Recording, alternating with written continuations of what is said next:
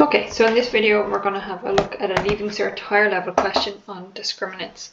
So first thing we're going to do, like any question, we'll see what they've given us and what we've been asked to do. We have here an equation. We see that's a quadratic, so it's of the form ax squared plus bx plus c is equal to 0. They tell us p is a positive constant. We'll hold on to that for later. And it has equal roots. I see you mention the roots. I'm thinking about my discriminant. And because they've told us it's equal, then it has to equal 0.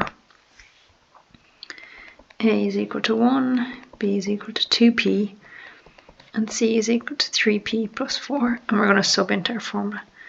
So we get 2p squared minus 4 times 1 times 3p plus 4 equals 0. And now our goal is to multiply out, to tidy up and solve for p. So 4p squared minus 4 times 3p plus 4 equals 0.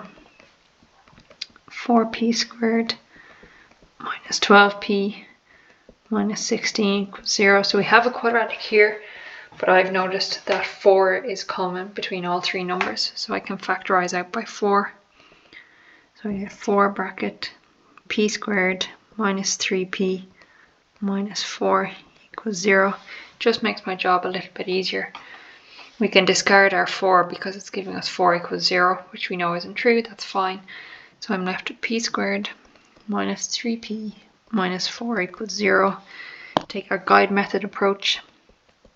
1 by 4 equals 4. And I want factors of 4 I can use to get 3. So we have 1 by 4 and 2 by 2. So we know that 2 by 2 won't work. It has to be 1 and 4. And it needs to be minus 3, so it'll be minus 4 plus 1, and we sub back in. So I'll get p squared plus 1p minus 4p minus 4 equals 0. I'll have p times, we check what's common, so it'll be p plus 1, and then minus 4 is common, and again p plus 1 equals 0. Tidy up, we have p plus 1 bracket p minus 4 equals 0. Set each one equal to 0. And then our next step, we just bring them over the equal sign.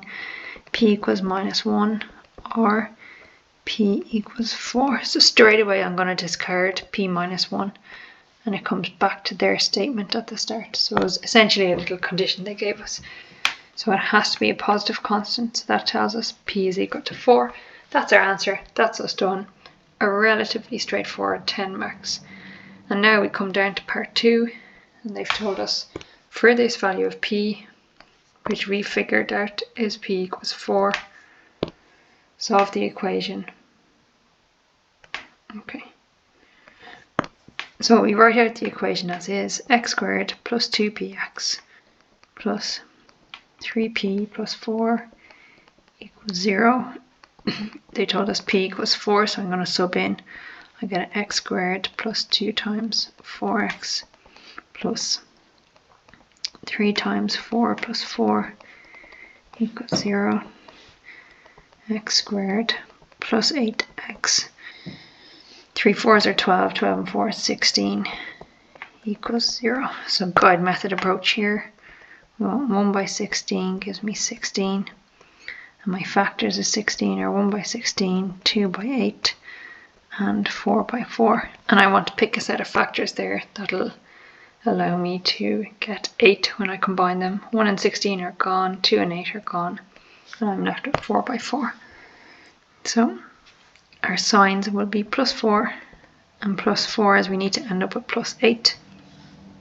So I have x squared plus 4x plus 4x plus 16 is equal to 0. I'm going to factorize by grouping. We get x times x plus 4, and in our second set 4 is common. So we get, tidy up, x plus 4 and x plus 4 equals 0.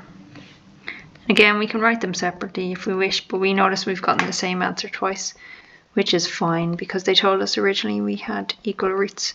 So this simply verifies that our solution to part 1 was correct. So we get x equals minus 4 or x equals minus 4, which is the same solution. So we only need to write it once. And that's part 2 done. And the overall part A of the question done, and it's worth 20 marks.